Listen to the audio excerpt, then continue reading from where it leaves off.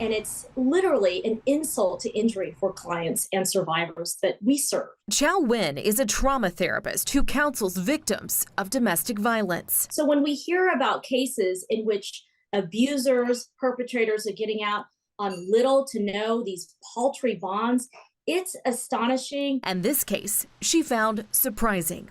Deer Park police released this mugshot of William Parker. The 50-year-old was arrested in December for assault family violence, his second time committing the offense, according to court records. Judge Tavia Bell in the 339th released Parker on a $1 bond.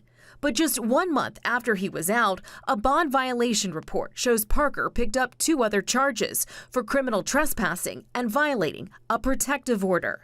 For those, he was given PR bonds, meaning Parker didn't have to pay a cash bond. Texas law doesn't allow a judge to deny bond, except in very limited situations. Sandra Gitta Thompson is a criminal law professor at the University of Houston. She's also a court-appointed monitor who began in 2020 gathering data on Harris County's compliance with a federal lawsuit settlement that aimed at fixing an age-old problem. Anybody with access to money could get released, and the poorest people did not. The settlement only pertains to misdemeanor cases, but Gitta Thompson says even though Parker's 2 new charges when he violated bond were misdemeanors, it does not mean automatic PR bonds, because she says domestic violence cases were carved out. They're going to go to a hearing, and typically the judges are going to impose more strenuous conditions in cases where they have concerns about family violence.